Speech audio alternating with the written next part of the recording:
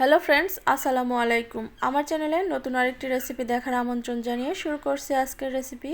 আজকে আমি অনেকগুলো পিঠার ডিজাইন নিয়ে চলে এসেছি, তাও আবার অনেকগুলো পদ্ধতিতে, মানে আপনাদের যেটা সুবিধা মনে হয় সে পদ্ধতিতে এই পিঠাগুলো তৈরি করে নিতে পারবেন। আজকে আমি আতপ চাল দিয়ে আর সিদ্ধ চাল মানে ভাতের যে চালগুলো হয় সেগুলো দিয়েও কিভাবে পিঠা তৈরি করতে পারবেন সেটাই আপনাদের সাথে শেয়ার করব।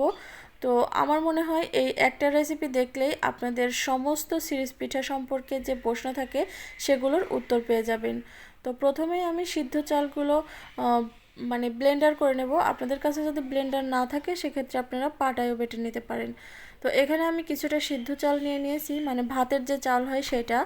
এখন পানি দিয়ে ধুয়ে পরিষ্কার করে ভিজিয়ে রেখে দিব 3 থেকে 4 ঘন্টার জন্য। আর এই চালটা যতটা ভালোভাবে ভিজবে ততটা ভালোভাবে ব্লেন্ডার করা যাবে। আর ব্লেন্ডার করার সময় মনে রাখতে হবে বেশি পানি দিয়ে কিন্তু ব্লেন্ডার করা যাবে না, যতটা কম সম্ভব পানি দিয়ে ব্লেন্ডার করে নিতে হবে। তো এই যে চালগুলো ভিজে গিয়েছে, এখন আমি এগুলোকে পানি ঝরিয়ে তারপর ব্লেন্ডার করে নেব। আপনারা চাইলে পাটায়ও বেটে নিতে পারেন। তো আমি খুবই মিহি করে এটা ব্লেন্ডার করে নিয়েছি, আর কত অল্প পরিমাণে পানি দিয়েছি সেটা নিশ্চয়ই দেখেই বুঝতে পারছেন আর কতটা মিহি হয়েছে। তো এখানে কিছু লবণ দিয়ে আমি এটাকে সেট করে নেব। আপনারা চাইলে এখানে যে কোনো কালারের ফুড কালার ইউজ করতে পারেন, আর এই ফুড কালারগুলো যে কোনো মুদি দোকানেই কিন্তু কিনতে পাওয়া যায় বা সুপার শপে কিনতে পেয়ে যাবেন। তো এভাবে আমি ভাগ ভাগ করে নিয়েছি কয়েক ভাগে, কারণ আমি ফুড কালার মিশিয়ে নেব। যেহেতু আজকে আমি অনেকগুলো পিঠা একসাথে তৈরি করব, আর আতপ চাল দিয়ে আর সিদ্ধ চাল দিয়ে দুইটা পদ্ধতিতেই দেখিয়ে দেব। তো আপনারা কিন্তু সাথেই থাকবেন। তো এভাবে ফুড কালার মিশিয়ে তারপরে আমি এটাকে সেট করে নিয়েছি। এখন এগুলোকে সিরিজে ভরে নিচ্ছি। আর এই সিরিজগুলো কিন্তু আপনারা যে কোনো ওষুধের দোকানেই কিনতে পেয়ে যাবেন। আর সব সময় নতুন সিরিজ দিয়েই সিরিজ পিঠাগুলো বানানোর চেষ্টা করবেন, কারণ সিরিজে কিন্তু অনেক জীবাণু থাকে। দোকান থেকে কিনে আনার পরে গরম পানি দিয়ে ভালো করে ধুয়ে পরিষ্কার করে নেবেন। তো চলুন আমি পিঠাগুলো বানিয়ে দেখিয়ে দিচ্ছি। এখানে আমি প্রথমেই পেপারের উপর পিঠাগুলো বানিয়ে দেখাবো। আর পেপারের উপর আমি কিন্তু চুড়ি দিয়ে দাগ দিয়ে নিয়েছি এভাবে। আপনারা চাইলে মানে যে কোনো পদ্ধতিতে এভাবে দাগ দিয়ে নিতে পারেন, মানে যে ডিজাইন আঁকতে চান সেই ডিজাইনে দাগ দিয়ে তারপরে এই পিঠাগুলো তৈরি করে নিতে পারেন। তো যাদের কাছে কলা পাতা কাঁঠাল পাতা নেই তারা কিন্তু এইভাবেই পিঠাগুলো তৈরি করে নিতে পারবেন। দেখতেই পারছেন কতটা সহজভাবে এই পিঠাগুলো তৈরি করা যায়। এখানে কিন্তু আমি আপনাদেরকে দুইটা ডিজাইন করে দেখিয়ে দিলাম, আর এটা সিদ্ধ চাল দিয়ে, আমি আবারও বলছি এটা ভাতের যে চাউলগুলো হয় সেই চাউল দিয়ে তৈরি করে নিলাম। তারপর একটা স্টিমারে এটাকে সিদ্ধ করে নেব।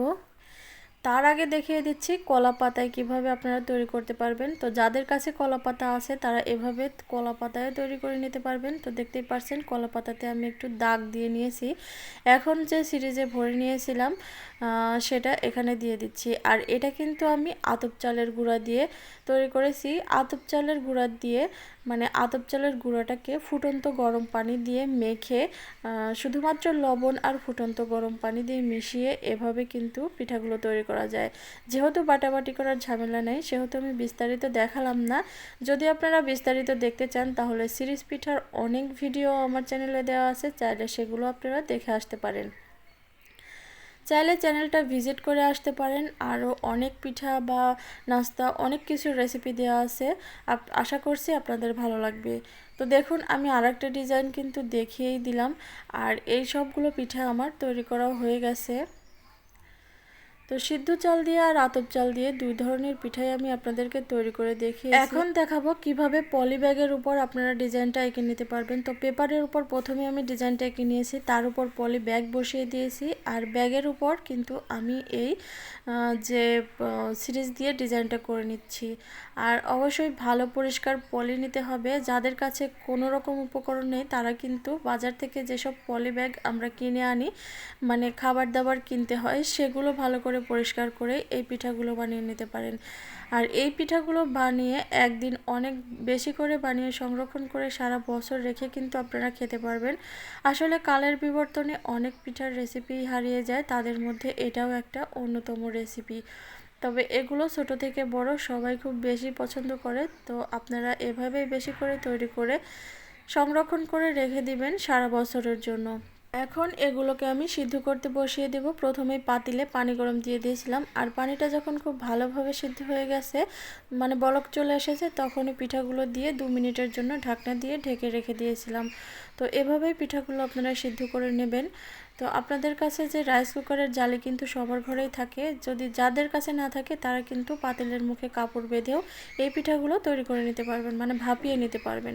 তো দেখুন এইভাবে আমি সেম পদ্ধতিতে সবগুলো পিঠা তৈরি করে নিয়েছি। আর এই পিঠাগুলো এখন রোদ্রে শুকাতে দেব। রোদ্রে ভালো রোদ থাকলে 2 দিনেই খুব ভালোভাবে এই পিঠাগুলো শুকিয়ে যাবে। আর যতটা ভালোভাবে শুকাতে পারবেন পিঠাগুলো ততদিন ভালোভাবে সংরক্ষণ করা যাবে। তো এই তো সবগুলো পিঠা আমি শুকিয়ে নিয়েছি, আর শুকানোর পরে কালারটা দেখুন দারুণ এসেছে। আমি আপনাদেরকে দেখিয়ে দিচ্ছি, সবগুলোই কিন্তু এখানে আতপ চাল আর সিদ্ধ চালের পিঠা মেশানো আছে, একটা পিঠাও ভাঙেনি বা ফাটেনি।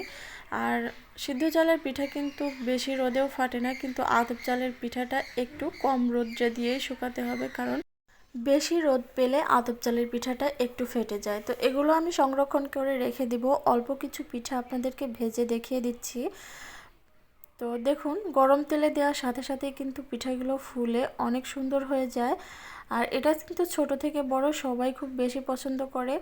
তো আমিও এভাবে সবগুলো পিঠা ভেজে আপনাদেরকে দেখিয়ে দিচ্ছি।